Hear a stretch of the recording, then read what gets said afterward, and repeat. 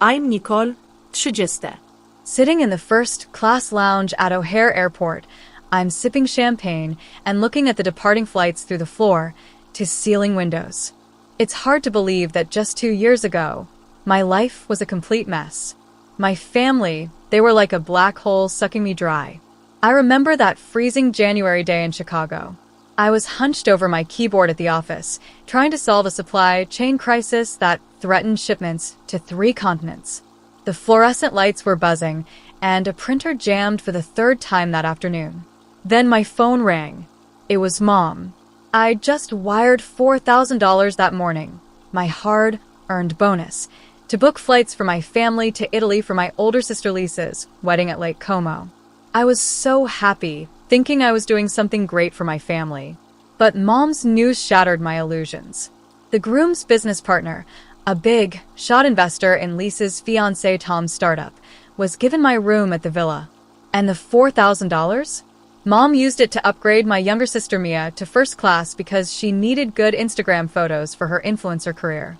I was left with an economy flight with 3 layovers, a 17-hour journey that might make me miss the wedding ceremony.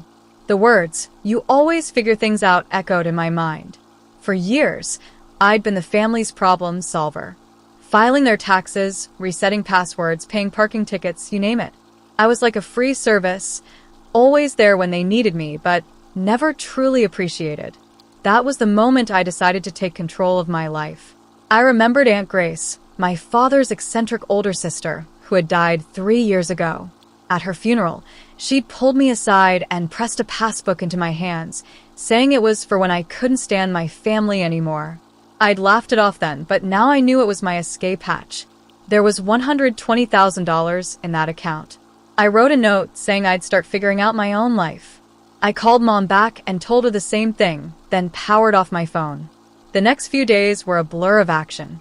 I quit my job at the company run by a jerk named Derek. He threatened me with a non-compete agreement, but I knew I was going to South America, where his threats didn't reach. I sold my car, liquidated my furniture, broke my apartment lease, and transferred all my savings, including Aunt Grace's money, into an HSBC expat account my family knew nothing about. I set up an automated monthly email to my family, just to let them know I was alive, but not to expect any replies. I took a one-way ticket to Lima, Peru. While I was building my new life there, my family back in Chicago was falling apart. Lisa's wedding was a disaster. The florist delivered the wrong roses, the seating chart was a mess, and dietary restrictions weren't communicated to the caterer. Mia continued her spending spree in Italy, charging designer clothes and fancy dinners to the family credit card. Back home, my parents couldn't access their accounts because I'd set up all the security questions. They had to pay huge IRS penalties for late tax payments, and their credit score plummeted. In Peru, I got sick in the Andes Mountains. I was so close to calling my family for help, but then I remembered all the times they'd taken me for granted. A kind woman named Rosa took care of me, and I realized that a stranger could show more care in 5 minutes than my family had in 5 years. Over the next 12 months, I built a successful business in the supply chain world.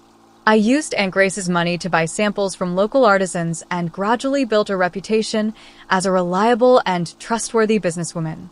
By the 14th month, my net worth had tripled.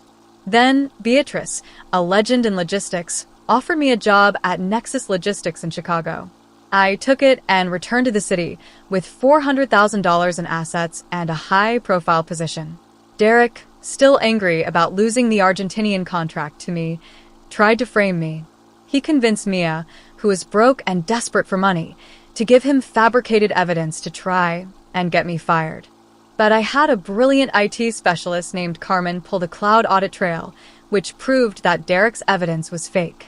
I also exposed his customs fraud, and he was taken away by the authorities. 2 weeks after that incident, I met my family at an upscale restaurant. They were shocked to see how much I'd changed.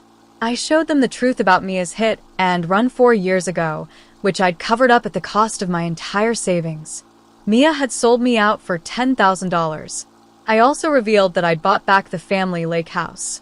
I told them they could still use it, but on my terms. Mia was banned until she paid back all the money she owed me. Now, sitting here in the first-class lounge, I'm about to board a flight to Tokyo for a business negotiation. My phone buzzes with a text from Mom. Happy birthday, daughter. I'm sorry for everything. I'm proud of you. Once, those words would have meant the world to me. But now, I just reply politely and switch my phone to airplane mode.